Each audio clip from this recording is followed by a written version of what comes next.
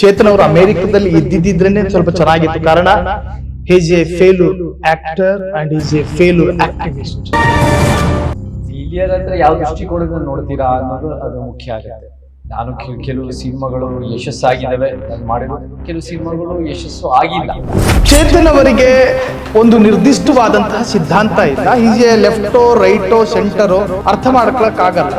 ಹಾಗಾಗಿ ಸಿನಿಮಾ ಇಂಡಸ್ಟ್ರಿಯಿಂದ ಅವ್ರನ್ನ ದೂರ ಇಡಬೇಕು ಅಂತೇಳಿ ಒಂದಷ್ಟು ಡೈರೆಕ್ಟರ್ಗಳನ್ನ ಅವಾಯ್ಡ್ ಮಾಡ್ತಾ ಕಾಣ್ತಾ ಇದ್ದಾರೆ. ಸಿನಿಮಾ ರಂಗ ಅನ್ನೋದು ಒಂದು ಬಿಸ್ನೆಸ್ ಮೀಡಿಯಂ. ಬಟ್ ನಾನು ಹೆಚ್ಚಾಗಿ ಜನ ನನ್ನನ್ನು ದೂರ ಇಟ್ಟಿದ್ದಾರೆ ಅನ್ನೋಕ್ಕಿಂತ ನನಗೆ ನಿಜವಾಗ್ಲೂ ಸೇವೆ ಮಾಡಬೇಕು ಅನ್ನೋ ನನ್ನ ಮೂಲ ಉದ್ದೇಶ ಇತ್ತು. ಸಿನಿಮಾ ಬೈ ಚಾನ್ಸ್ ಆಗಿ ಸಿಕ್ತು. ಸಿದ್ದರಾಮಯ್ಯ ಡಿಕೆಶಿ ಸರ್ ಒಳಗೊಳಗೆ ಕಚ್ಚಾಟಗಳು ಜೋರಾಗಿದ್ರು ಕೂಡ ನೋಡೋರಿಗೆ ಕೈ ಕುಲ್ಕೊಂಡು ಚೆನ್ನಾಗಿದ್ದಾರೆ. ಸೆಪ್ಟೆಂಬರ್ ಆಗ್ತಾ ಇದ್ದಾಗೆ 2.5 ವರ್ಷ ಕಂಪ್ಲೀಟ್ ಆಗ್ತಾ ಇದೆ. ನಿಮ್ಗೆ ಅನ್ಸುತ್ತಾ ಸರ್ ಹಸ್ತಾಂತರ ಆಗುತ್ತೆ ಅಧಿಕಾರ ಅಂತ ಡಿಕೆಶಿ ಅವರಿಗೆ? ಡಿ.ಕೆ. ಶಿವಕುಮಾರ್ ಬಿಟ್ಟು ಇನ್ಯಾರಿಗಾರು ಕೊಡ್ಬೋದಲ್ಲ, ಒಂದು ರೊಟೇಷನ್ ಒಂದು ಅವಕಾಶ ಕೊಟ್ಟರೆ ನನಗೇನು ಸಮಸ್ಯೆ ಅನ್ಸಲ್ಲ. ನರೇಂದ್ರ ಮೋದಿ ಅವರು ಭಾರತವನ್ನ ಚೆನ್ನಾಗಿ ಅಭಿವೃದ್ಧಿ ಮಾಡ್ತಾ ಇದ್ದಾರೆ. ರೈತರ ವಿಚಾರದಲ್ಲಿ ರೈತ ವಿರೋಧಿ ಕಾನೂನು ತಂದು 1 ವರ್ಷ ಕಾಲ ರೈತರು ಹೋರಾಟ ಮಾಡಿದ್ರು ಕೂಡ 660 ಜನ ಜೀವ ಕೊಟ್ಟು ಕೂಡ ಅದನ್ನ ತೆಗೆದಾಕ್ತಾ ಇರೋದು ಅದನ್ನ ನನಗೆ ಸರಿ ಕಂಡಿಲ್ಲ. ಫಸ್ಟ್ ಆಫ್ ಆಲ್ ನೀವು ತರ್ತಿರೋ ಕಾನೂನುಗಳೇ ರೈತ ವಿರೋಧಿ.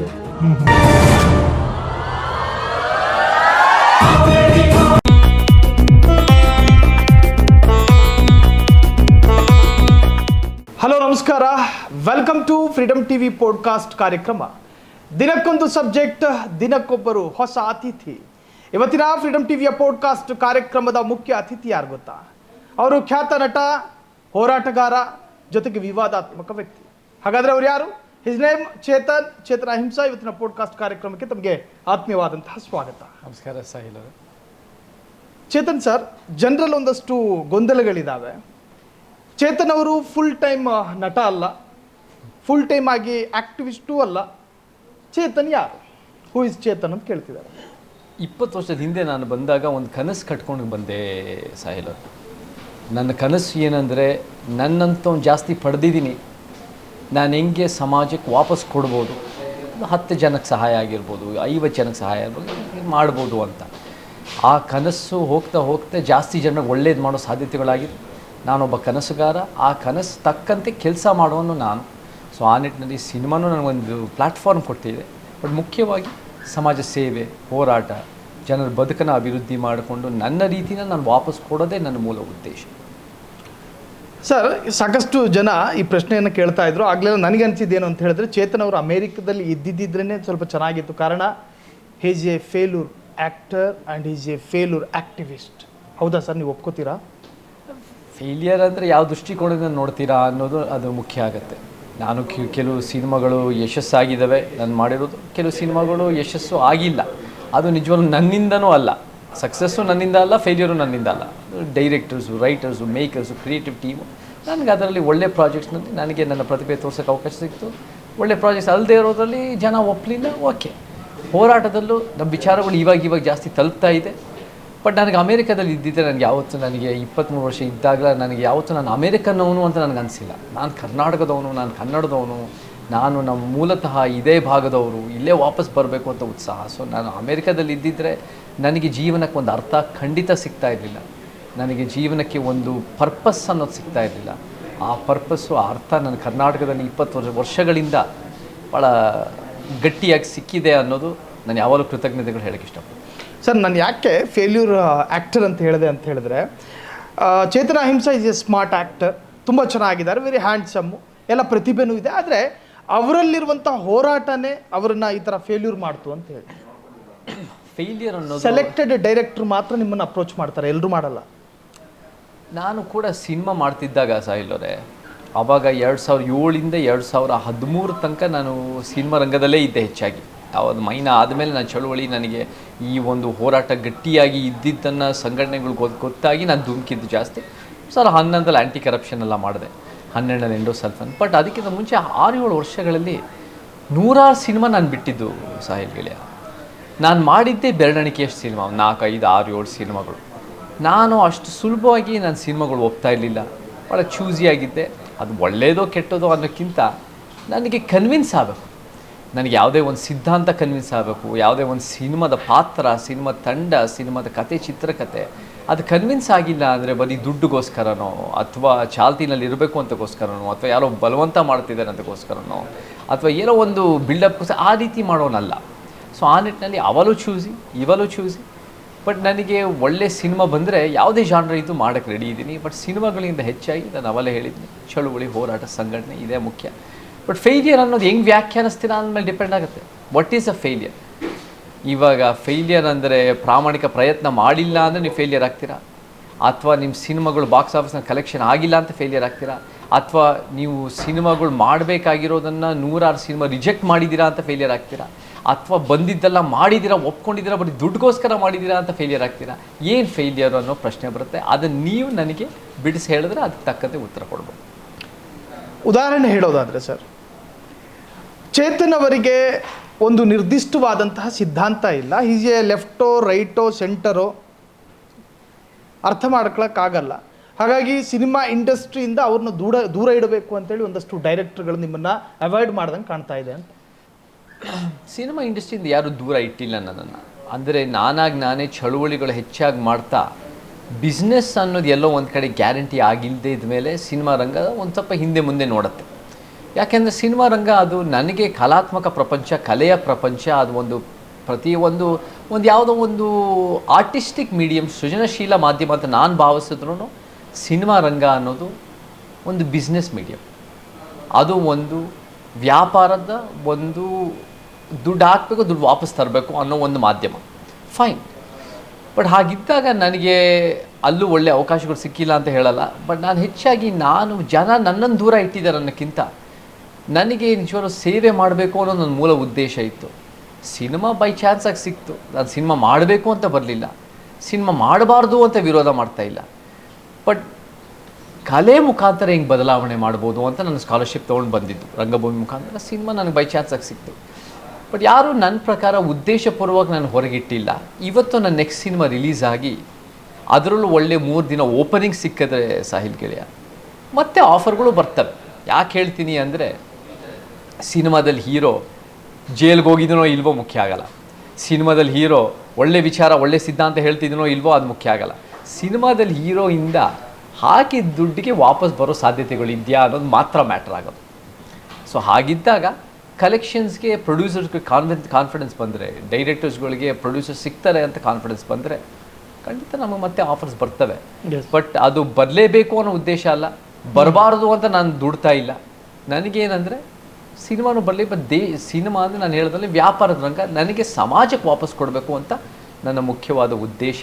ಅದನ್ನು ನಾನು ಮಾಡ್ತಾ ಇದ್ದೀನಿ. ಜನನೂ ಅದನ್ನು ಭಾಳ ಪ್ರೀತಿಯಿಂದ ಅದನ್ನು ಸ್ವೀಕಾರ ಮಾಡ್ತಾ ಇರೋದಕ್ಕೆ ನಾನು ಯಾವತ್ತೂ ಅವರಿಗೆ ಗೌರವ ಕೊಟ್ಟು ನಾನು ಧನ್ಯವಾದಗಳು ಹೇಳಕ್ಕೆ ಇಷ್ಟಪಡ್ತೀನಿ. ಎಸ್. ಇನ್ನು 2025 ಇದು. ಚೇತನ್ ಅವರೇ, ಇಲ್ಲಿ ಎಲ್ಲರೂ ಕೂಡ ಸ್ವತಂತ್ರರು, ಅವರವರ ಇಚ್ಛೆ ಪಟ್ಟಂಗೆ ಅವರು ಬದುಕಬಹುದು. ಆದರೆ ನೀವು 2025 ಪೆರಿಯಾರು ಅಂತೀರಿ, ಡಾಕ್ಟರ್ BR ಅಂಬೇಡ್ಕರು ಅಂತೀರಿ. ಕಷ್ಟ ಆಗಲ್ವ ಈ ಜನ್ರೇಷನಿಗೆ? ಖಂಡಿತ ಕಷ್ಟ ಆಗಲ್ಲ. ನಾನು ಯಾಕೆ ಒಂದು ಉದಾಹರಣೆ ಕೊಡ್ತೀನಿ. ಬಾಬಾ ಸಾಹೇಬ್ರ ಕಾಲಘಟ್ಟದಲ್ಲಿ ಒಂದು 100 ವರ್ಷದ ಹಿಂದೆ ಅಂತ ಇಟ್ಕೊಳ್ಳಿ. ಆವಾಗ 100 ಜನ ದಲಿತ ಮಕ್ಕಳಿಗೆ ಸಿಗದೇ ಇರೋ ಶಿಕ್ಷಣ ಬಾಬಾ ಸಾಹೇಬ್ರು ಒಬ್ರಿಗೆ ಸಿಕ್ತು.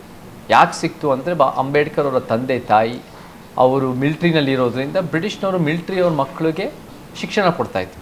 ಸೊ 100 ಜನ ದಲಿತ ಮಕ್ಕಳಿಗೆ ಸಿಗದೇ ಇರೋ ಶಿಕ್ಷಣ ಅಂಬೇಡ್ಕರ್ ಸಿಕ್ಕಿ ಫಾರಿನ್ನಲ್ಲೆಲ್ಲ ಓದಿ 106 ವರ್ಷ ಮುಂದೆ ಇದ್ದು ಇಂಗ್ಲೀಷ್ನಲ್ಲಿ ಬರವಣಿಗೆ ಮಾಡಿ ಭಾಳ ದೊಡ್ಡ ಸಾಧನೆ ಮಾಡಿದ್ರು. ಅವತ್ತಿನ ಸಮಾಜದಲ್ಲಿ 5-7% ಸಾಕ್ಷರತೆ ಇತ್ತು.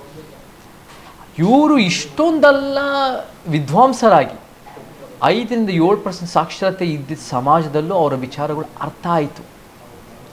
ಅವರ ವಿಚಾರಗಳು ಒಂದು ಮಟ್ಟಕ್ಕೆ ಒಂದು ಇಂಡಿಪೆಂಡೆಂಟ್ ಲೇಬರ್ ಪಾರ್ಟಿ ಅಂತ ಕಟ್ಟಿ 17 ಸೀಟ್ನಲ್ಲಿ ಬಾಂಬೆ ಪ್ರೆಸಿಡೆಂಟ್ಸ್ನಲ್ಲಿ 15 ಸೀಟ್ ಅವರು ಯಶಸ್ಸು ಪಡಿತಾರೆ. ಸೊ ನೀವು ಜನರಿಗೆ ಒಂದು ಉತ್ತಮವಾದ ವಿಚಾರ ಇಡಿ ಜನರ ಮುಂದೆ. This is democracy. ಡೆಮಾಕ್ರಸಿ ಅಂದರೆ ನೀವು ಒಳ್ಳೆ ವಿಚಾರಗಳು ಅಂತ ನಿಮಗೆ ಒಂದು ಹೊಸ ರೀತಿಗೋಸ್ಕರ ಹೊಸ್ತನ ಅಲ್ಲ, ಸತ್ಯಕ್ಕೋಸ್ಕರ ಹೊಸ್ತನ. ಆ ಸತ್ಯಕ್ಕೋಸ್ಕರ ಹೊಸ್ತನ ಜನರ ಮುಂದೆ ಇಡಿ. ಜನರಿಗೆ ಅದರ ಮೇಲೆ ವಿಶ್ವಾಸ ಬಂದರೆ, ಮನವರಿಕೆ ಆದರೆ ಖಂಡಿತ ಜನ ನಿಮ್ಮ ಜೊತೆ ನಿಂತ್ಕೊತಾರೆ. ಇವತ್ತು ನಾವು ಅಂಬೇಡ್ಕರ್ ಪೆರಿಯಾರ್ ಅಂದರೆ ಅವ್ರ ಫೋಟೋಗಳು ಹಾಕೋದಲ್ಲ, ಅಂಬೇಡ್ಕರ್ ಪೆರಿಯಾರ್ ಅಂದರೆ ಅವ್ರ ಹೆಸರುಗಳು ಬಳಸೋದಲ್ಲ. ಅವರ ಒಂದು ದೃಷ್ಟಿಕೋನನ ಸಮಾಜದಲ್ಲಿ ನೋಡಿ ಒಂದು ಸಮಾಜ ಕಟ್ಟೋದು ನಮ್ಮ ಉದ್ದೇಶ ಆಗಬೇಕು. 20ನೇ ಶತಮಾನದಲ್ಲಿ ಅವರೆಲ್ಲ ಯಶಸ್ವಿ ಪಟ್ಟಿದ್ದಾರೆ. ಅವರ ಹೆಸರು ನಿಜ ಹೇಳ್ಬೇಕಂದ್ರೆ ಸಹ ಇಲ್ಲವರೆ ಸೆಪ್ಟೆಂಬರ್ 17 ಪ್ರೈಮ್ ಮಿನಿಸ್ಟರ್ ನರೇಂದ್ರ ಮೋದಿಯವರು ಹುಡ್ತಪ್ಪ. ಸೆಪ್ಟೆಂಬರ್ 17 ತಂದೆ ಪೆರಿಯಾರು ಹುಡ್ತಪ್ಪ. 11 ವರ್ಷಗಳಿಂದ ಪ್ರೈಮ್ ಮಿನಿಸ್ಟರ್ ನರೇಂದ್ರ ಮೋದಿ ಅವರ ಒಂದು ರೀತಿ ಹುಡ್ದಬ್ಬದ ಕ್ರೇಜ್ ಸ್ವಲ್ಪ ಬೀಳ್ತಾ ಇದೆ. 50 ವರ್ಷಗಳಿಂದ ತಂದೆ ಪೆರಿಯಾರು 1974 ತೀರ್ಕೊಂಡಾಗಿಂದ ಅವರ ಕ್ರೇಜು ಇವಾಗ 2025 ಇನ್ನೂ ಸೆಪ್ಟೆಂಬರ್ 17 ದೊಡ್ಡ ಕ್ರೇಜ್ ಆಗ್ತಾ ಇದೆ. ಸೊ ಅವ್ರು ತೀರ್ಕೊಂಡಿರ್ಬೋದು, ಆದರೆ ಅವರ ಆಲೋಚನೆ, ದೂರದೃಷ್ಟಿ, ಅವರ ಒಂದು ವಿಚಾರಗಳು ಅವೆಲ್ಲ ಶಾಶ್ವತವಾಗಿ ಉಳಿತವೆ. ಅವೆಲ್ಲ ಇವತ್ತಿನ ದಿನ 2025ಗೆ ಬಹಳ ಅಗತ್ಯ ಇದೆ. ಅಲ್ಲ, ರಾಜ್ಯದಲ್ಲಿ ಈಗ ನಿರುದ್ಯೋಗ ಸಮಸ್ಯೆ ಇದೆ, ಜಾತಿ ತಾರತಮ್ಯ, ದೌರ್ಜನ್ಯ, ಬಡವರ ಮೇಲೆ ದಾಳಿ, ಬಡತನ, ಅನಕ್ಷರತೆ ಎಲ್ಲವೂ ಇದೆ. ಖಂಡಿತ. ಒಂದು ವೇಳೆ ನಿಮ್ಮ ಸಮಾಜದ ತತ್ವವನ್ನು ಅನುಸರಿಸಿದ್ರೆ ಇವೆಲ್ಲವೂ ಕೂಡ ಕ್ಲೀನ್ ಆಗುತ್ತಾ? ಇವೆಲ್ಲವೂ ಕೂಡ ಕ್ಲೀನ್ ಆಗೋ ದೃಷ್ಟಿಯಲ್ಲಿ ನಾವು ಹೋಗಬಹುದು. ಸಮಾಜದಲ್ಲಿ ಅನೇಕ ನೂರಾರು, ಲಕ್ಷಾಂತರ, ಸಾವಿರಾರಂತೂ ಸಮಸ್ಯೆಗಳಿದೆ. ಆ ಸಮಸ್ಯೆಗಳು ನಾವೇಂಗೆ ನೋಡ್ತೀವಿ ಅಂದರೆ ಇವು ವ್ಯವಸ್ಥಿತ ಸಮಸ್ಯೆಗಳು ಅಂತ ನೋಡ್ತೀವಿ.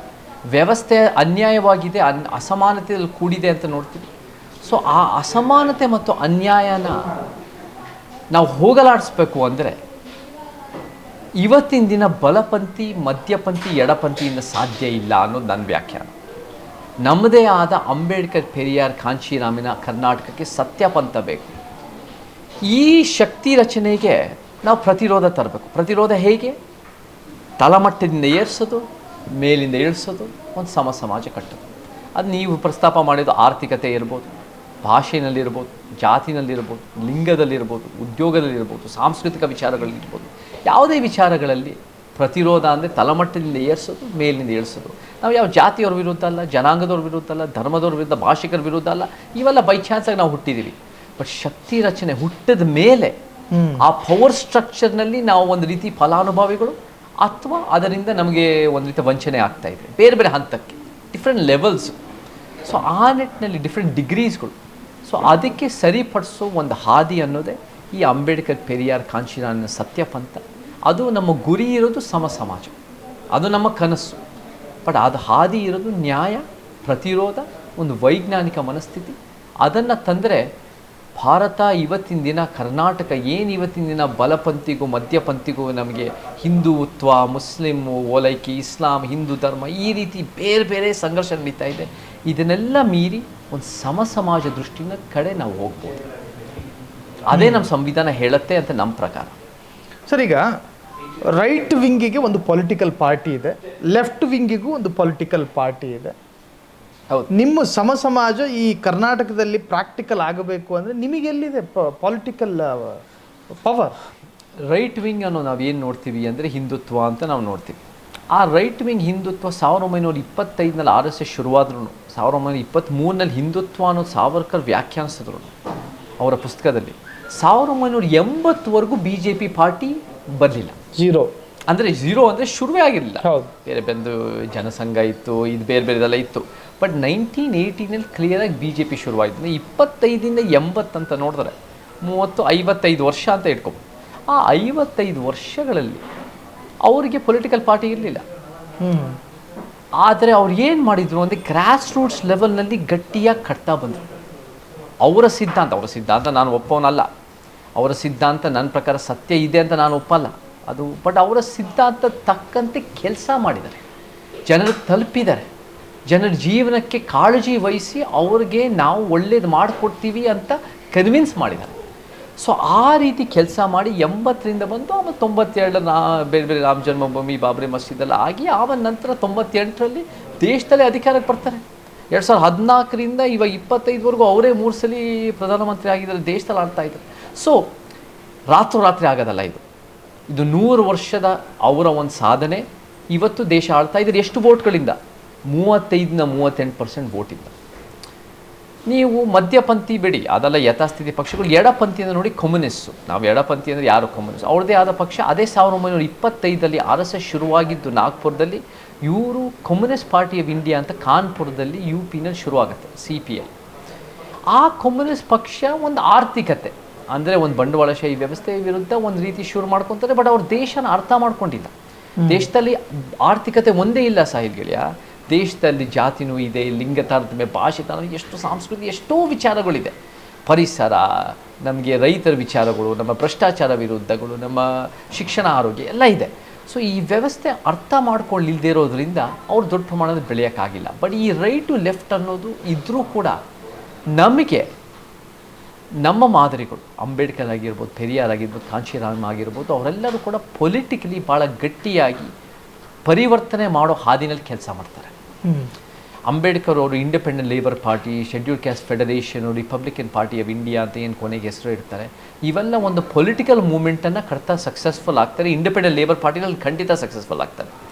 ಶೆಡ್ಯೂಲ್ ಕ್ಯಾಸ್ಟ್ ಫೆಡರೇಷನ್ ಅಷ್ಟೊಂದು ವರ್ಷ ಬದುಕಿರಲ್ಲ, ಬಟ್ ಒಂದು ಪ್ರಾಮಾಣಿಕ ಪ್ರಯತ್ನ ಮಾಡ್ತಾರೆ. ಒಂದು ಅತ್ಯುತ್ತಮ ಸಂದೇಶ. ನಾನು ಯಾಕೆ ಹೇಳ್ತೀನಿ ಅಂದರೆ 1952 ಸಾಹಿಲ್ ಗೆಳೆಯ, right wing Hindu Mahasabha, centre wing Congress, left wing communist ಎಲ್ಲರೂ ಬಾಬಾ ಸಾಹೇಬ್ರ ವಿರುದ್ಧ ಎಲೆಕ್ಷನ್ನಲ್ಲಿ ನಿಂತ್ಕೊತಾರೆ. ನೀವು ಹೆಂಗೆ ನೋಡ್ತೀರ ಮೇಲೆ ಡಿಪೆಂಡ್ ಆಗುತ್ತೆ. ಬಾಬಾ ಸಾಹೇಬ್ರ ವಿರುದ್ಧ ನಿಂತ್ಕೊಳ್ತಾರೆ ಅನ್ನೋಕ್ಕಿಂತ ಬಾಬಾ ಸಾಹೇಬ್ರು ಅವ್ರ 3 ಜನ ವಿರುದ್ಧ ಅವ್ರು ನಿಂತ್ಕೊತಾರೆ. ಅವ್ರ 3 ಜನನು ಅವ್ರಿಗಿಂತ ಜಾಸ್ತಿ ವೋಟ್ ತೊಗೊತಾರೆ, ಫೈನ್. ಬಟ್ ಅವರು ನಾನು ನಿಮ್ಮ ಸಿದ್ಧಾಂತಕ್ಕಿಂತ ಬೇರೆ ಅಂತ ಗಟ್ಟಿಯಾಗಿ ಸಂದೇಶ ಸಾರ್ತಾರಲ್ಲ, ಭಾಳ ನಮಗೆ ಮಾದರಿ. ಸೊ ನಾವು ಕೂಡ ಇವತ್ತಿನ ದಿನ ತಂದೆ ಪೆರಿಯಾರ ದ್ರಾವಿಡನಿಸಮು, ಕಾಂಶಿರಾಮನ ಬಹುಜನಿಸಮು, ನಮ್ಮದು ಕೂಡ ಈ 3 ಜನ ಬಲಪಂಥಿ, ಮಧ್ಯಪಂಥಿ, ಎಡಪಂಥಿ ವಿರುದ್ಧ ನಮ್ಮದೇ ಆದ ಸತ್ಯಪಂಥ ಸಮ ಸಮಾಜಕ್ಕೆ ನಾವು ಒಂದು ಸಂದೇಶ ಸಾರಬೇಕು. ಒಂದು ಪೊಲಿಟಿಕಲ್ ಅರಿವು ಕರ್ನಾಟಕಕ್ಕೆ ಮೂಡಿಸೋದು ಭಾಳ ಮುಖ್ಯ, ರಾಜಕೀಯ ಅರಿವು. ಆ ಪ್ರಕ್ರಿಯೆಯಲ್ಲಿ ನಾವು ಇವಾಗ ಇದ್ದೀವಿ. ಈಗಾಗಲೇ ಕರ್ನಾಟಕದ ಸಾಕಷ್ಟು ಜಿಲ್ಲೆಗಳಲ್ಲೂ ಕೂಡ ಸಮ ಸಮಾಜ ಅಂತ ಹೇಳ್ತಾರೆ. ನಿಮ್ಮ ನಾಯಕರು ಯಾರು ಕೇಳಿದ್ರೆ ಸಾಕಷ್ಟು ಜನ ಹೇಳ್ತಾರೆ ಚೇತನ ಅಹಿಂಸಾ ಅಂತ ಹೇಳಿ. ಸೊ ನೀವು ರಾಜ್ಯದ ಮೂಲೆ ಮೂಲೆಗೂ ತಲುಪೋದ್ರಲ್ಲಿ ಯಶಸ್ವಿ ಆಗಿದ್ದೀರಾ ಸರ್? ಯಶಸ್ವಿ ಆಗಿದ್ದೀವಿ ಅಂತ ಕಾನ್ಫಿಡೆನ್ಸ್ ಬಂದ್ಬಿಟ್ರೆ ನಾವು ಇನ್ನೂ ಕೆಲಸ ಮಾಡೋ ಉತ್ಸಾಹ ಕಡಿಮೆ ಆಗ್ಬಿಡುತ್ತೆ. ಇನ್ನು ಯಶಸ್ವಿ ಆಗಬೇಕು, ಇನ್ನು ತಲುಪಬೇಕು, ಇನ್ನು ಕೆಲಸ ಮಾಡಬೇಕು, ಇನ್ನೂ ಭಾಳ ಮಾಡೋದಿದೆ ಅನ್ನೋ ಒಂದು ರೀತಿಯ ಆ ಒಂದು ಛಲ ಬೇಕು, ಆ ಒಂದು ಕಷ್ಟಪಟ್ಟು ಬೆವರು ಸುರಿಸೋ ಒಂದು ಮನಸ್ಥಿತಿ ಬೇಕು. So we must make effort. ನನಗೆ ಇದರಿಂದ ಭಾಳ ಜೀವನಕ್ಕೆ ಅರ್ಥ ಸಿಗುತ್ತೆ. ಬಟ್ ಅದಕ್ಕಿಂತ ಹೆಚ್ಚಾಗಿ ಇದು ಒಂದು ಉತ್ತಮ ಸಮಾಜ ಕಟ್ಟಕ್ಕೆ ಇದು ಒಂದು ಒಳ್ಳೆಯ ಒಂದು ಸೈದ್ಧಾಂತಿಕ ನೆಲೆಗಟ್ಟು ಅನ್ನೋದು ನನಗೆ ವಿಶ್ವಾಸ ಇದೆ. ಮತ್ತು ನಾನು ಯಾವುದೇ ಮತಕ್ಷೇತ್ರಕ್ಕೆ ಹೋದ್ರೂ ಸಾಹಿಲ್ ಗೆಳೆಯ, ಅದು ಒಂದು ರೀತಿ ನಾನಲ್ಲಿ ಹೋಗಿರಲಿ ಮುಂಚೆ ಅಥವಾ ಯಾವತ್ತೂ ಹೋಗಿಲ್ಲದೆ ಇರಲಿ, ಅದು ಬೆಳಗಾವಿ ಜಿಲ್ಲೆ ಆಗಿರ್ಬೋದು, ಬಾಗಲಕೋಟೆ ಆಗಿರ್ಬೋದು, ಈ ಕೊಡಗು ಆಗಿರ್ಬೋದು, ನಮಗೆ ಅನೇಕ ಹೋರಾಟಗಾರರು ರೈತ ಪರ, ಕಾರ್ಮಿಕ ಪರ, ಮಹಿಳಾ ಪರ, ದಲಿತ ಪರ, ಬಹುಜನ ಪರ, ಆದಿವಾಸಿ ಪರ, ನಮಗೆ ಯಾವುದೇ ಪರಿಸರದ ಬಗ್ಗೆ, ನಮ್ಮ ಕನ್ನಡ ಭಾಷೆ ಪರ ನಮ್ಮ ಜೊತೆ ನಿಂತ್ಕೊತಾರೆ. ಇಲ್ಲಿ ಎಲ್ಲೋ ಒಂದು ಕಡೆ ಈ ಅವರ ಒಂದು ವಿಚಾರಗಳು ನಮ್ಮ ಸಮಾಜದ ಸಿದ್ಧಾಂತದ ಅಡಿಯಲ್ಲಿದೆ ಅಂತ ಅವ್ರಿಗೆ ವಿಶ್ವಾಸ ಇದೆ. ಸೊ ಆ ಒಂದು ಕಾನ್ಫಿಡೆನ್ಸು ಅವ್ರಿಗೆ ಕೊಟ್ಟಿದ್ದೀವಿ ಅಂದರೆ ಆ ಒಂದು ಎಲ್ಲೋ ಒಂದು ಕಡೆ ಅವ್ರಿಗೂ ಇದರಲ್ಲಿ ಒಂದು ಒಳ್ಳೇದಿದೆ ಅಂತ ಒಂದು ನಂಬಿಕೆ, ನಾನು ಅವ್ರನ್ನ ಭೇಟಿ ಮಾಡದೇ ಇದ್ರೂ ಕೂಡ, ಅವ್ರ ಮತಕ್ಷೇತ್ರಕ್ಕೆ ಹೋಗಿಲ್ಲದೇ ಇದ್ರೂ ಕೂಡ ಅವ್ರಿಗೆ ತಲುಪಿದೆ ಅಂದರೆ ಎಲ್ಲೋ ಒಂದು ಕಡೆ ಈ ವಿಚಾರಗಳು ಅವರಿಗೆ ಇದು ಒಂದು ಕರ್ನಾಟಕಕ್ಕೆ ಮುಂದಿನ ವರ್ಷಗಳಿಗೆ, ಮುಂದಿನ ತಲೆಮಾರಿಗೆ ಒಳ್ಳೆಯದು ಅಂತ ನನಗೂ ಜಾಸ್ತಿ ಕಾನ್ಫಿಡೆನ್ಸ್ ಬರ್ತಾ ಇದೆ. ಮತ್ತು ಅವರಲ್ಲೂ ಕೂಡ ನಮ್ಮ ಜೊತೆ ನಿಂತ್ಕೋಬೇಡು, ಅದು ಹಿಂದೆ ಅಲ್ಲ, ನಾವು ಅಕ್ಕಪಕ್ಕ ನಿಂತ್ಕೊಂಡು ನಾವೊಂದು ಸಮಾಜ ಕಟ್ಟೋ ನಾವೆಲ್ಲರ ಜೊತೆಗೆ ಸೇರ್ ಮಾಡಬೇಕು. ಯಾಕಂದರೆ ಸಾಹಿಲ್ ಗೆಳೆಯ, ನಮಗೆ ಎಲ್ಲರೂ ಬೇಕು. ನಮ್ಗೆ 6.5-7 ಕೋಟಿ ಜನನೂ ಬೇಕು, ಪ್ರತಿ ಒಬ್ಬ ಮನುಷ್ಯನೂ ಬೇಕು. ಎಲ್ಲರಿಗೂ ಒಂದು ಸಮಾಜ ಕಟ್ಟೋದು ಎಲ್ಲರ ಪಾತ್ರನೂ ಇದೆ. ಎಲ್ಲರ ಜೊತೆಗೆ ಸೇರಿ ನಾವು ಬಡಬೇಕು. ಯಾಕಂದರೆ ಆ ಒಂದು ಈ ಸಿಸ್ಟಮ್ ನಮ್ಮ ಶತ್ರು, ಯಾವ ಜನಾಂಗದವರು ನಮ್ಮ ಶತ್ರು ಅಲ್ಲ, ಈ ವ್ಯವಸ್ಥೆ ನಮ್ಮ ಶತ್ರು. ಆ ವ್ಯವಸ್ಥೆ, ಅಸಮಾನತೆ ವ್ಯವಸ್ಥೆಯನ್ನು ಪ್ರಶ್ನೆ ಮಾಡೋದು ನಮ್ಮೆಲ್ಲರ ಕರ್ತವ್ಯ. ನಾವೆಲ್ಲರೂ ಬೇರೆ ಬೇರೆ ಹಂತಕ್ಕೆ ಈ ಸಮಾಜದಿಂದ ಪಡೆದಿದ್ದೀವಿ. ನನ್ನಂತೂ ಒಂದು ಜಾಸ್ತಿ ಪಡೆದಿದ್ದೀವಿ, ಬೇರೆಯವರು ಕಡಿಮೆ ಪಡೆದಿರ್ಬೋದು. ಆದರೆ ನಾವೆಲ್ಲರೂ ಪಡೆದಿರೋದ್ರಿಂದ ವಾಪಸ್ ಕೊಡೋದು ನಮ್ಮೆಲ್ಲರ ಕರ್ತವ್ಯ. ಈ ವ್ಯವಸ್ಥೆ, ಈ ಸಿಸ್ಟಮು, ಈ ಹಂತ ಎಲ್ಲಿಗೆ ತಲುಪಿದೆ ಅಂತ ಹೇಳಿದ್ರೆ, ಮೊನ್ನೆ ಮೈಸೂರಿನ ಚಾಮರಾಜನಗರದಲ್ಲಿ ಒಂದು ದಲಿತ ಹೆಣ್ಣು ಮಗಳು ಶಾಲೆಯಲ್ಲಿ ಅಡುಗೆ ಮಾಡೋ ಕೆಲಸ, ಆಕೆ ಇದ್ದಾಳೆ ಅನ್ನೋ ಕಾರಣಕ್ಕೋಸ್ಕರ ಮೇಲ್ವರ್ಗದ ಮಕ್ಕಳನ್ನೆಲ್ಲ ಅಲ್ಲಿಂದ, ಆ ಶಾಲೆಯಿಂದ ಬಿಡಿಸಿದ್ದಾರೆ ಪೋಷಕರು. ಆ ಹಂತಕ್ಕೆ ನಮ್ಮ ಸಮಾಜ ಹೋಗಿದೆ. ನಾನು ಅದನ್ನು ಗಮನಿಸಿದೆ, ಅದ್ರ ಬಗ್ಗೆನೂ ನಾನು ಬರೆದು ಹಾಕ್ತೆ. ಇದು 21ನೇ ಶತಮಾನದ ಅಸ್ಪೃಶ್ಯತೆ ಸಾಹಿಲ್ ಗೆಳೆಯ. ಅಸ್ಪೃಶ್ಯತೆ ಹೋಗಲಾಡಿಸ್ಬೇಕು ಅನ್ನೋದನ್ನು ಭಾಳ ಜನ 20ನೇ ಶತಮಾನದ ವಿಚಾರವಂತರು ಕೆಲಸ ಮಾಡಿದ್ದಾರೆ. ಅದು ಇವತ್ತಿನ ದಿನವೂ ಬೇರೆ ಬೇರೆ ಹಂತಕ್ಕೆ ಜೀವಂತವಾಗಿದೆ. ಕೆಲವರು ಮನೆ ಕರ್ಸಲ್ಲ, ಮನೆ ಒಳಗೆ ಕರ್ಸಲ್ಲ, ಅಥವಾ ಈ ರೀತಿ ಅಡುಗೆ ಮನೆಗೆ ತಂದಿದ್ದ ತಕ್ಷಣ 21 ಜನ ಮಕ್ಕಳನ್ನು ಬಿಡಿಸೋದು ಶಾಲೆಯಿಂದ. ಆದರೆ ಅಸ್ಪೃಶ್ಯತೆ ಅನ್ನೋದು ನಮಗೆ ಕ್ಲಿಯರಾಗಿ ಕಾಣುತ್ತೆ. ಅದು ಎಲ್ಲರೂ ಬಹುಶಃ ದೇಶದಲ್ಲಿರೋರು ಎಲ್ಲರಲ್ಲಿ ಒಂದು ನನ್ನ ನಂಬರ್ ಗೊತ್ತಿಲ್ಲ, 80 ಭಾಗನೋ 90 ಭಾಗನೋ ಅಥವಾ 99 ಭಾಗನೋ ಇದನ್ನು ಖಂಡಿಸೋ ಮನಸ್ಥಿತಿ ಬಹಿರಂಗವಾಗಿ ಇದ್ದೇ ಇರುತ್ತೆ. ಆದರೆ ನಮ್ಮ ಮಾದರಿಗಳು ಅಂಬೇಡ್ಕರ್ ಪೆರಿಯಾರ್ ಬಗ್ಗೆ ಹೇಳಬೇಕು ಅಂದರೆ ಸಾಹಿಲ್ ಗೆಳೆಯ, ಅವರಿಗೆ ಅಸ್ಪೃಶ್ಯತೆ ಮಾತ್ರ ಅಲ್ಲ ಅವ್ರಿಗೆ ಸಮಸ್ಯೆ ಇದ್ದಿತ್ತು, ಇಡೀ ಜಾತಿ ವ್ಯವಸ್ಥೆನೇ ಅವ್ರಿಗೆ ಸಮಸ್ಯೆ ಇತ್ತು. ಇಡೀ ಜಾತಿ ವ್ಯವಸ್ಥೆ, ಈ ಶ್ರೇಣೀಕೃತ ಜನ್ಮ ಆಧಾರಿತವಾದ ವ್ಯವಸ್ಥೆನೇ ನಮಗೆ ಹೋಗಲಾಡಿಸ್ಬೇಕು. ಸೊ ಅಸ್ಪೃಶ್ಯತೆ ಅನ್ನೋದು ಬೇರೆಯವರು ಅವರವ್ರ ರೀತಿನ ಪ್ರಯತ್ನ ಪಡ್ತಾರೆ. ಮನುವಾದಿ ಗಾಂಧಿನೂ ಒಂದು ರೀತಿ ಅಸ್ಪೃಶ್ಯತೆ ಬೇಡ ಅಂತ ಕೆಲವು ಕಡೆ ಹೇಳಿರೋದು ನಾವು ಕೇಳಿದ್ದೀವಿ. ಸಾವರ್ಕರು ಕೂಡ ಸಹಪಂಥಿ ಭೋಜನ ಮತ್ತು ಅವರು ಕೂಡ ರತ್ನಗಿರಿ ಫೋರ್ಟ್ ದೇವಸ್ಥಾನ ಒಳಗೆ ದಲಿತನ ಬಿಡಬೇಕು ಅಂತ ಅವರು ಅಸ್ಪೃಶ್ಯತೆ ಹೋಗಲಾಡಿಸೋಕ್ಕೆ ಪ್ರಯತ್ನ ಪಟ್ಟರು. ಬಟ್ ಈ ರೈಟ್ ವಿಂಗ್, ಮಿಡಲ್ ವಿಂಗ್ ಮತ್ತು ಈ ಲೆಫ್ಟ್ ವಿಂಗ್ಗಿಂತ ನಮ್ಮ ಸತ್ಯ ಪಂಥದಲ್ಲಿ ಯಾಕಿದೆ ಅಂದರೆ ಅಂಬೇಡ್ಕರ್ ಪೆರಿಯಾರ್ ಅವರು ಇಡೀ ಜಾತಿ ವ್ಯವಸ್ಥೆಯನ್ನು ಕಿತ್ತಾಕಬೇಕು ಅಂತ.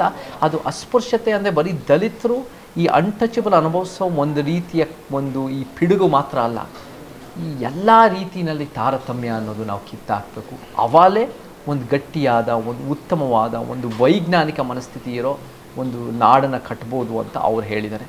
ಸೊ ನಾವು ಕರ್ನಾಟಕಕ್ಕೆ ಅಫ್ಕೋರ್ಸ್ ಈ ಅಸ್ಪೃಶ್ಯತೆ ನಮ್ಮನ್ನು ಭಾಳ ಹಿಂದೆ ಹಿಡಿತಾ ಇದೆ. ಈ ಅಸ್ಪೃಶ್ಯತೆಯ ಮನಸ್ಥಿತಿಯಿಂದ ನಮಗೆ ಬಹಳ ಒಂದು ರೀತಿ ಬೆಳೆಯೋಕ್ಕೆ ನಮಗೆ ಅಡ್ಡ ಬರ್ತಾ ಇದೆ.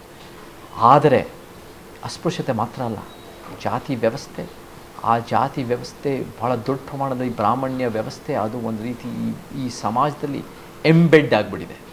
ಅದನ್ನು ಕಿತ್ತಾಕೋದಂದರೆ ಒಂದು ಸಮಾಜದ ರೀತಿಯಲ್ಲೇ ಕಿತ್ತಾಕಬೇಕು. ಸೊ ಆ ಇಡೀ ಸಿಸ್ಟಮ್ಮೇ ನಮಗೆ ಭಾಳ ಸಮಸ್ಯೆ. ಎಸ್, ಇನ್ನೊಂದಷ್ಟು ಪೊಲಿಟಿಕಲ್ ಮಾತಾಡಿ. ಸೊ ಈಗಾಗಲೇ ಬಿ ಜೆ ಪಿಯಿಂದ ರಾಜ್ಯಾಧ್ಯಕ್ಷರಾಗಿರ್ತಕ್ಕಂಥ ಬಿ ವೈ ವಿಜೇಂದ್ರರನ್ನು ಕೆಳಗಿಳಿಸಬೇಕು ಅನ್ನೋದು ಬಿ ಜೆ ಪಿಯ ನಾಯಕರುಗಳಿಂದಲೇ ಆ ಪ್ರಯತ್ನಗಳಾಗ್ತಾ ಇದೆ. ಸೊ ಹೈಕಮಾಂಡ್ ನಾಯಕರು ಕೂಡ ಚೇಂಜ್ ಮಾಡುವಂಥ ಎಲ್ಲ ಚಾನ್ಸಸ್ಗಳಿದ್ದಾವೆ. ನಿಮ್ಮ ಪ್ರಕಾರ ಅಲ್ಲಿ ಬೇರೆ ಸೂಕ್ತ ವ್ಯಕ್ತಿ ಯಾರಿದ್ದಾರೆ ಬಿ ಜೆ ಪಿ? ಅವರ ಇಂಟರ್ನಲ್ ಪಾಲಿಟಿಕ್ಸ್ ಬಗ್ಗೆ ನಾನು ಮಾತಾಡೋಕ್ಕೆ ನಾನು ರೈಟ್ ಪರ್ಸನ್ ಅಲ್ಲ. ಬಟ್ ಒಂದಂತೂ ನಿಜ, ಬಿ ಜೆ ಪಿಗೆ ಅವರು ಮುಂಚೆ ಮಾಡಿರೋ ಕೆಲಸಗಳು ನೋಡಿದ್ರೆ ಎಲ್ಲೋ ಒಂದು ಕಡೆ ವ್ಯಕ್ತಿಗತವಾಗಿ ಒಂದು ಬೆಳವಣಿಗೆ, ಬೆಳವಣಿಗೆ ಅನ್ನೋಕ್ಕಿಂತ, ಲೀಡರ್ ಸೆಂಟ್ರಿಕ್ ಅನ್ನೋಕ್ಕಿಂತ ಅವರ ಸಿದ್ಧಾಂತ ಮತ್ತು ಕೇಡರ್ ಸೆಂಟ್ರಿಕ್ ಮನಸ್ಥಿತಿ ಭಾಳ ಗಟ್ಟಿಯಾಗಿ ತೋರಿಸಿದೆ. ನಾನು ಯಾಕೆ ಉದಾಹರಣೆ ಕೊಡ್ತೀನಿ. ಯಾವಾಗಲೂ 1 ವರ್ಷ ಇರಬೇಕು, 1 ವರ್ಷ ಎಷ್ಟೋ ದಿನಗಳ ಹಿಂದೆ ಅಲ್ಲಿ 4 ರಾಜ್ಯದ ಒಂದು ರೀತಿಯ ಎಲೆಕ್ಷನ್ ಆಯ್ತು, ಚುನಾವಣೆ.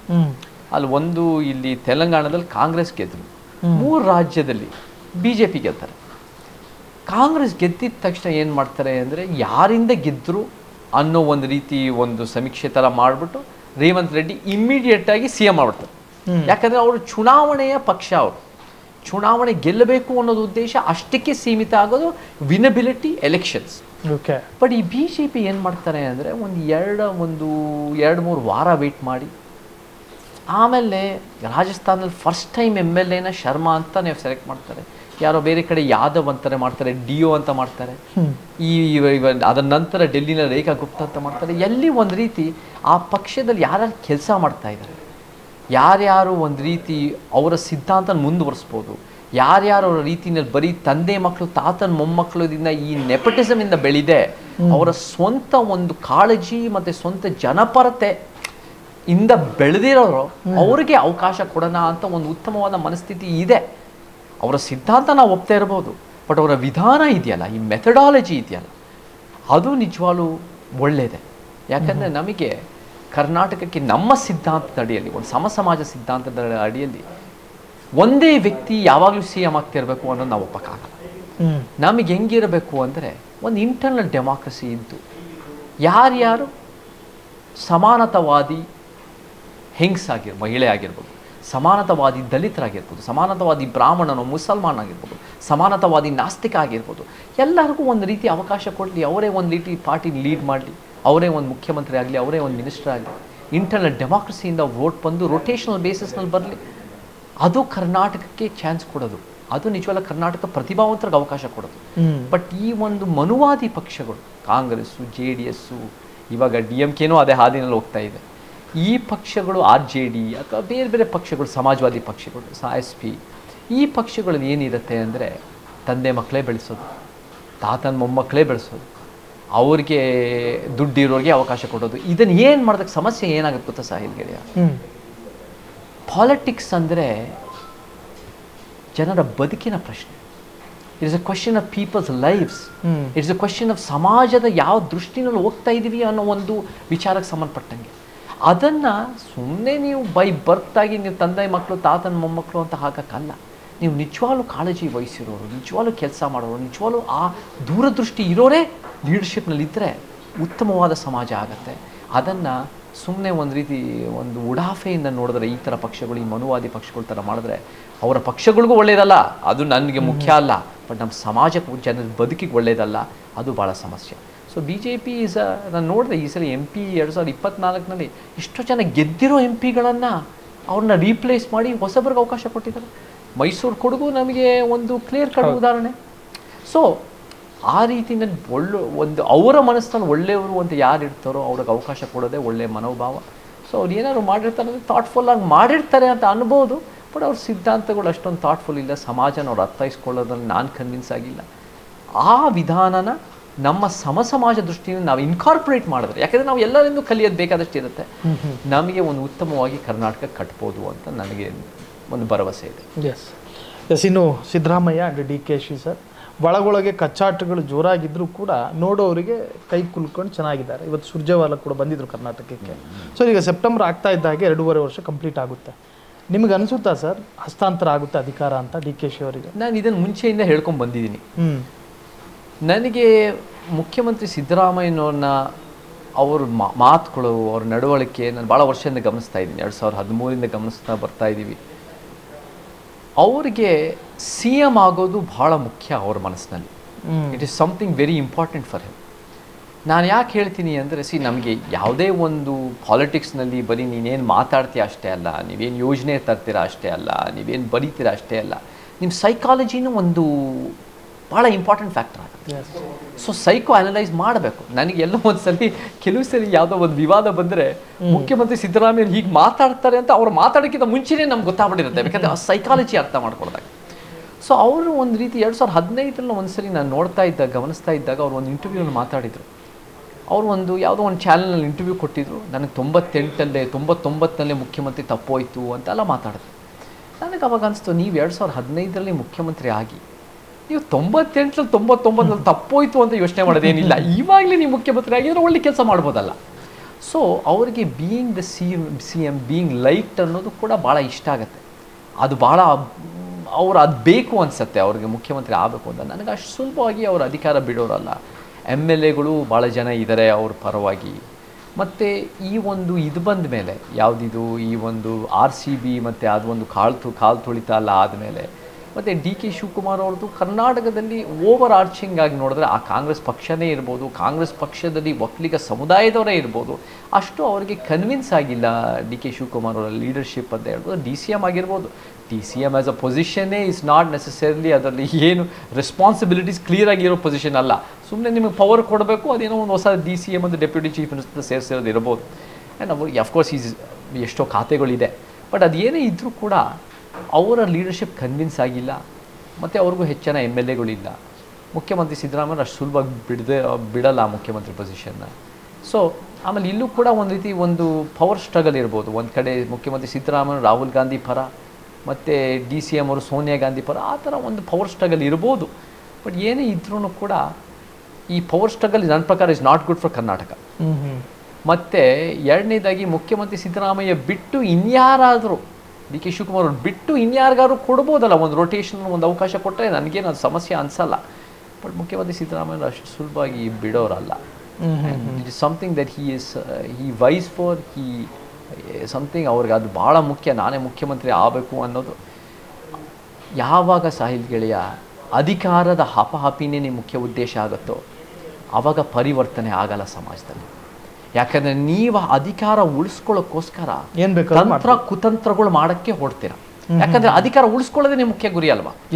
ಬಟ್ ನಿಮ್ಗೆ ಯಾವಾಗ ಒಂದು ಪರಿವರ್ತನೆ ನಿಮ್ಮ ಮುಖ್ಯ ಉದ್ದೇಶ ಆದಾಗ, ನಿಮ್ಮ ಪರ್ಸ್ನಲ್ ಪವರ್ ಮುಖ್ಯ ಆಗದೇ ಇದ್ದಾಗ ಉತ್ತಮ ಸಮಾಜ ಕಟ್ಬೋದು. ಅದನ್ನೇ ನಮಗೆ ಕಾಂಚೀರಾಮ್ಜಿ ನಮಗೆ ತೋರಿಸ್ತಾರೆ. ಅದನ್ನೇ ನಮಗೆ ಬೇರೆ ಬೇರೆ ಮಾದರಿಗಳನ್ನ ತೋರಿಸ್ತಾರೆ. ನಿಮಗೆ ಸಮಾಜದ ಉತ್ತಮ ಸಮಾಜ ಮುಖ್ಯ ಆಗಿ ನಿಮ್ಮ ವೈಯಕ್ತಿಕ ಕುರ್ಚಿ ಮುಖ್ಯ ಆಗದೇ ಇದ್ದಾಗ ಭಾಳ ಒಳ್ಳೆ ಕೆಲಸ ಮಾಡ್ಬೋದು. ಸೊ ಅದಕ್ಕೆ ಎಲ್ಲೋ ಒಂದು ಕಾರಣದಲ್ಲಿ 2 ವರ್ಷದಲ್ಲಿ 2.5 ವರ್ಷ ಮುಖ್ಯಮಂತ್ರಿ ಸಿದ್ದರಾಮಯ್ಯನವರು ಈ ಸರಿ ಅಷ್ಟೊಂದು ಉತ್ತಮ ಕೆಲಸಗಳು ಮಾಡಿಲ್ಲ. ಬಾಕಿ 3 ವರ್ಷದಲ್ಲಿ ಮಾಡ್ಬೋದು ನಮ್ಮ ಭವಿಷ್ಯ ಯಾರಿಗೂ ಗೊತ್ತಿಲ್ಲ. ಬಟ್ ಈ 2 ವರ್ಷಗಳಲ್ಲಿ ಅವರಷ್ಟು ಕನ್ವಿನ್ಸಿಂಗ್ ಆಗಿ ಮಾಡಿಲ್ಲ. ಬಹುಶಃ ಇವಾಗ ಏನಾದ್ರು ಚುನಾವಣೆ ಬಂದರೆ ಖಂಡಿತ ಕಾಂಗ್ರೆಸ್ ಮತ್ತೆ ಬರೋದಲ್ಲ. ಬಟ್ 3 ವರ್ಷ ಇದೆ ಪಾಲಿಟಿಕ್ಸ್ನಲ್ಲಿ, 3 ದಿನನೂ ಭಾಳ ದೊಡ್ಡ ಸಮಯ ಆಗುತ್ತೆ. ಸೊ ನೋಡೋಣ ಏನಾಗುತ್ತೆ. ಬಟ್ ನನಗೆ ಅವರು ಅಷ್ಟು ಸುಲಭವಾಗಿ ಅವರು ಮುಖ್ಯಮಂತ್ರಿ ಕುರ್ಚಿ ಬಿಟ್ಕೊಡ್ತಾರೆ ಅಂತ ನನಗೆ ಅನ್ಸಲ್ಲ. ಎಸ್ ಸರ್, ಇದು ಪಾಡ್ಕಾಸ್ಟ್ನ ಕಟ್ಟಕಡೆಯ ಪ್ರಶ್ನೆ ಸರ್. ಸರ್, ನರೇಂದ್ರ ಮೋದಿಯವರು ಭಾರತವನ್ನು ಚೆನ್ನಾಗಿ ಅಭಿವೃದ್ಧಿ ಮಾಡ್ತಾ ಇದ್ದಾರಾ? ನಾನು ನೋಡೋ ಪ್ರಕಾರ 11 ವರ್ಷಗಳಿಂದ ನೋಡ್ಕೊಂಡು ಬರ್ತಾ ಇದ್ದೀನಿ. ನಾನು ಅಷ್ಟೇ ಅಲ್ಲ, ನಾನು ನರೇಂದ್ರ ಮೋದಿಯವ್ರನ್ನ ಫಸ್ಟ್ ಪರಿಚಯ ನನಗೆ ಎಲ್ಲಾಯಿತು ಅಂದರೆ ನಾನು ಕಾಲೇಜ್ ಸ್ಟೂಡೆಂಟ್ ಆಗಿದ್ದಾಗ 2002ರಲ್ಲಿ ನಾನು ಕೂಡ ಸ್ಟಡಿ ಮಾಡ್ತಾಯಿದ್ದೆ. ನಾನು ಸೌತ್ ಏಷ್ಯನ್ ಬಗ್ಗೆ ಎಲ್ಲ ಸ್ಟಡಿ ಮಾಡ್ತಾಯಿದ್ದೆ. ಆವಾಗ ನನಗೆ ನರೇಂದ್ರ ಮೋದಿಯವರು ಫಸ್ಟು ಗುಜರಾತ್ ಚೀಫ್ ಮಿನಿಸ್ಟರ್ ಆಗಿ 1 ವರ್ಷ ಆಗಿತ್ತು. ಆ ಗುಜರಾತ್ ರೈಟ್ಸು ಈ ಥರದೆಲ್ಲ ಆಗಿ ಅದನ್ನು ಓದೋಕ್ಕೆ ಶುರು ಮಾಡ್ಕೊಂಬಂದೆ. ಆಮೇಲೆ ಅವ್ರನ್ನು ಫಾಲೋ ಮಾಡ್ತಾ ಇದ್ದೆ. ಅವ್ರು ಭಾರತದಲ್ಲಿ ಅವ್ರು ಯಾವಾಗ ಪರಿಚಯ ಆದರೂ 2014 ಲೋಕಸಭಾ ಚುನಾವಣೆಗಿಂತ ಒಂದು 3-4 ತಿಂಗಳು ಮುಂಚೆ ಪರಿಚಯ ಆಗಿರ್ಬೋದು. ಬಟ್ ನನಗೆ 2002ರಿಂದ ನೋಡ್ಕೊಂಬಂದಿದ್ದೆ. ಅವರು ಗುಜರಾತ್ನಲ್ಲಿ ಚೀಫ್ ಮಿನಿಸ್ಟರ್ ಆಗಿದ್ದಾಗ ಆವಾಗಿಂದ ನಾನು ನೋಡ್ಕೊಂಬಂದಿದ್ದೆ. ಒಳ್ಳೇದು ಹೇಳಬೇಕು, ಮತ್ತು ಎಷ್ಟೋ ಒಳ್ಳೇದು ಅಲ್ಲದೆ ಇರೋದು ಇದೆ. ನನಗೆ ಯಾವ್ದು ಕನ್ವಿನ್ಸ್ ಆಗಿದೆ ಈ 11 ವರ್ಷಗಳಿಂದ ಅಂದರೆ ಒಂದು 4 ವಿಚಾರಗಳು ಕನ್ವಿನ್ಸ್ ಆಗಿದೆ. ಅದೇ ಒಂದು 4 ವಿಚಾರಗಳು ನಾನು ಕನ್ವಿನ್ಸ್ ಆಗಿಲ್ಲದೆ ಇರೋದು ಕೂಡ ಹೇಳ್ತೀನಿ. 4 ವಿಚಾರಗಳು ಕನ್ವಿನ್ಸ್ ಆಗಿರೋದು ಯಾವ್ಯಾವುದು ಅಂದರೆ, ನಂಬರ್ ಒನ್ ಅವ್ರು ನ್ಯಾಷನಲ್ ಸೆಕ್ಯೂರಿಟಿನಲ್ಲಿ ಒಂದು ಸ್ವಲ್ಪ ಗಟ್ಟಿಯಾಗಿ ನಿಂತಿದ್ದಾರೆ.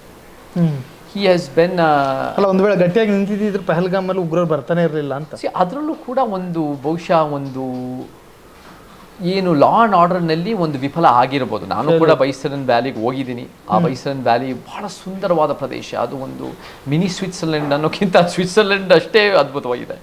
ಬಟ್ ಆ ಭಾಗ 1 ವರ್ಷದ ಹಿಂದೆ.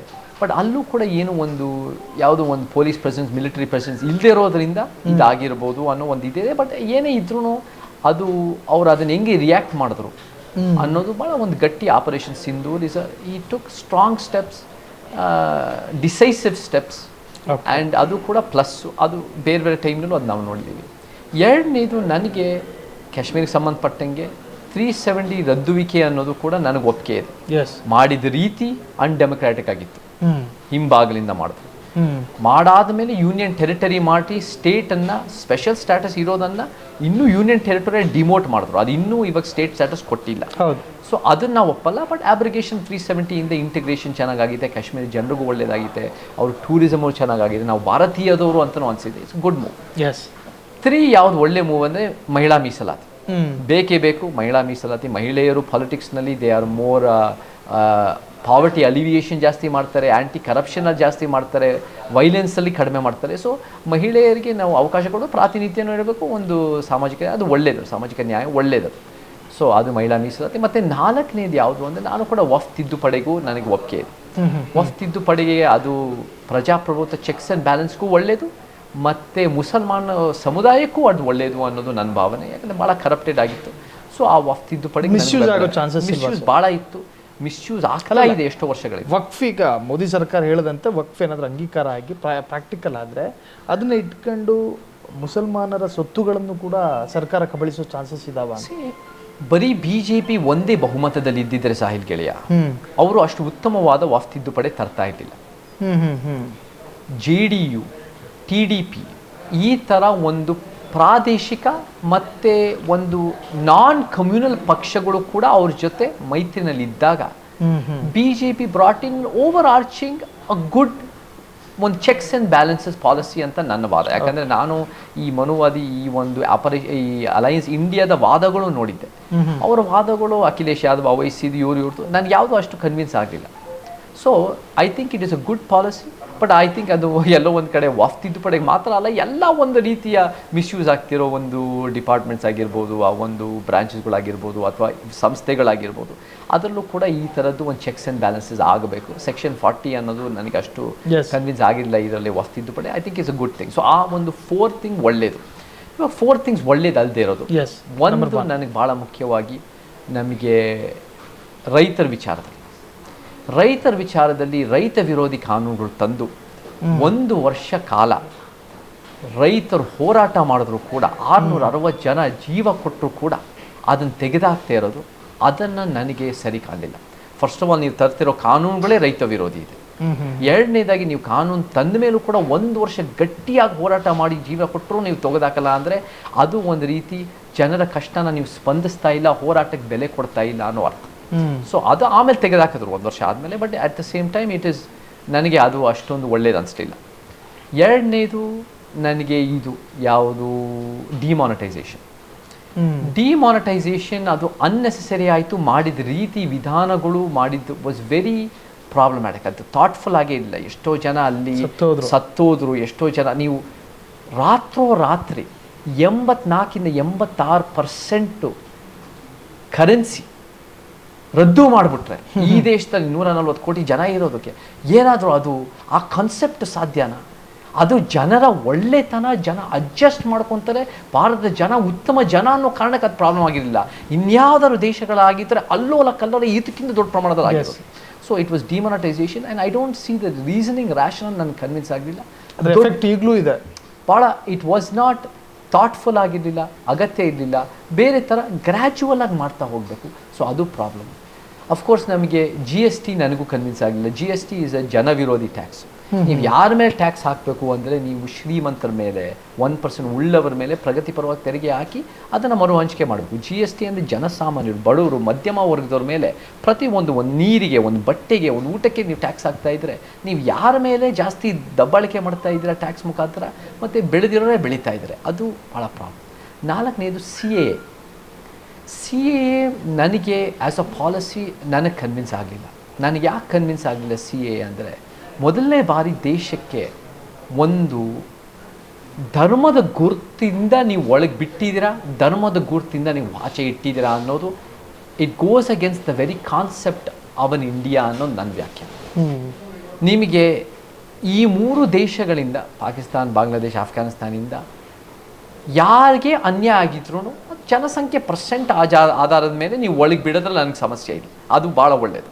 ಬಟ್ ಎಲ್ಲೋ ಒಂದು ಕಡೆ ಎಲ್ಲನೂ ಒಳಗೆ ಬಿಟ್ಟು ಇಸ್ಲಾಂ ಧರ್ಮದಲ್ಲಿ ಬೈ ಚಾನ್ಸಾಗಿ ಹುಟ್ಟಿರೋರನ್ನ ನೀವು ಹೊರಗಿಟ್ರೆ ಅದೇನು ತೋರಿಸುತ್ತೆ ಅಂದರೆ ಭಾರತದ ಮನಸ್ಥಿತಿನೇ ಎಲ್ಲೋ ಒಂದು ಕಡೆ ಬೈ ಪ್ರಾಕ್ಟೀಸ್ ವಾಂಟ್ಸ್ ಟು ಇತರ ಅಂತ ಇಸ್ಲಾಂ ಮಾಡಬೇಕು. ಆಮೇಲೆ ಭಾಳ ಜನ ಮಾತಾಡಿದ್ರು ಅದು ಇಂಡಿಯನ್ ಮುಸ್ಲಿಮ್ಸ್ಗೇನೋ ಸಮಸ್ಯೆ ಆಗಲ್ಲ. ಇಂಡಿಯನ್ ಮುಸ್ಲಿಮ್ಸ್ಗೆ ಡೈರೆಕ್ಟಾಗಿ ಸಮಸ್ಯೆ ಆಗಲ್ಲ. ಆದರೆ ನೀವು ನೋಡಿದ್ರೆ ನಿಮ್ಮ ಧರ್ಮ ಮಾತ್ರ ಎಲ್ಲೋ ಒಂದು ಕಡೆ ಈಸ್ ಅನ್ ಇಂಡಿಯನ್ ಅಂತ ನೀವು ಮಾಡಿದ್ರೆ ಅದು ಒಳ್ಳೆ ಸಂದೇಶ ಸಾರಲ್ಲ. ಅದು ಒಂಥರ ಸೆಕೆಂಡ್ ರೇಟ್ ರೀತಿನಲ್ಲಿ ನೋಡುತ್ತೆ. ಸೊ ಅದನ್ನು ನನಗೆ ಸರಿ ಕಾಣಲಿಲ್ಲ. ಸೊ ಈ ಒಂದು 4 ನಾನು ಒಪ್ಪಿಗೆ ಇದೆ, ಈ ಒಂದು 4 ನಾವು ಒಪ್ಪಿಗೆ ಇಲ್ಲ. ಮತ್ತು ಬೇರೆ ಬೇರೆ ಥರ ಅದಕ್ಕೆ ಸಂಬಂಧಪಟ್ಟ ಈ ಎಲೆಕ್ಷನನ್ನು ನುಸುಳ್ಕೋರರು ಅಂತ ಮಾತಾಡೋದು, ಈ ಥರದ್ದು ಬೇರೆ ಬೇರೆದು. ಸೊ ಓವರಾಲ್ ನನಗೆ ಒಂದು ಎವಲ್ಯೂಷನ್ ನಡೀತಾ ಇದೆ ಮೋದಿಯವರಲ್ಲಾಗಿರ್ಬೋದು.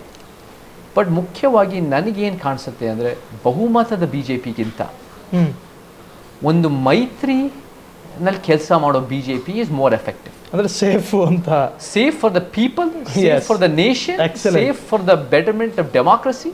ಸೊ BJP 10 ವರ್ಷಕ್ಕಿಂತ ಈ 1 ವರ್ಷದಲ್ಲಿ ತಿದ್ದುಪಡಿ ಓವರಾಲ್ ಯಾವುದೂ ಕೂಡ ಜನ ವಿರೋಧಿ ಅಷ್ಟು ಮಾತುಗಳು ಬರ್ತಾ ಇಲ್ಲ, ಕೇಂದ್ರದಿಂದ ಆ್ಯಕ್ಷನ್ಗಳು ಆಗ್ತಾ ಇಲ್ಲ. So it's a win for both ಅಂತ ನನಗೆ ನೋಡ್ತೀನಿ.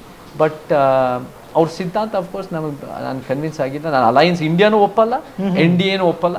ನಮ್ಮದೇ ಆದ ಒಂದು ಸಮಾಜದ ವಿಚಾರಗಳು ಬರಬೇಕು. ಎಸ್, ತುಂಬ ಅದ್ಭುತವಾಗಿ ಮಾತನಾಡ್ತಾ ಇದ್ರಿ. ಸೊ ದೇಶದಲ್ಲಿ ಸಮಾಜ ಸೃಷ್ಟಿಯಾಗಬೇಕು. ಸಮಾಜ ಸೃಷ್ಟಿಯಾಗಬೇಕು ಅಂದರೆ ಅದು ಲೆಫ್ಟ್ ವಿಂಗಿಂದನೂ ಸಾಧ್ಯ ಇಲ್ಲ, ರೈಟ್ ವಿಂಗಿಂದನೂ ಸಾಧ್ಯ ಇಲ್ಲ, ಸೆಂಟರ್ ವಿಂಗಿನಿಂದನೂ ಸಾಧ್ಯ ಇಲ್ಲ. ಅದು ಪೆರಿಯಾರ್ ಮತ್ತು ಅಂಬೇಡ್ಕರ್ ಅವರ ಸಿದ್ಧಾಂತವನ್ನು ಅಳವಡಿಸ್ಕೊಂಡ್ರೆ ಮಾತ್ರ ಕರ್ನಾಟಕದಲ್ಲಿ ಆ ತರಹದ್ದೊಂದು ಕ್ರಾಂತಿ ಸೃಷ್ಟಿ ಮಾಡೋದಕ್ಕೆ ಸಾಧ್ಯ. ಇದು ಚೇತನ ಅಹಿಂಸಾ ಅವರ ಅಭಿಪ್ರಾಯ. ಜೊತೆಗೆ 1925ರಲ್ಲಿ RSS ಸೃಷ್ಟಿಯಾಗುತ್ತೆ. 2025ರಲ್ಲಿ ಅದು ಬಲಿಷ್ಠ ಒಂದು ಸಂಘಟನೆಯಾಗಿ ಬೆಳೆಯುತ್ತೆ.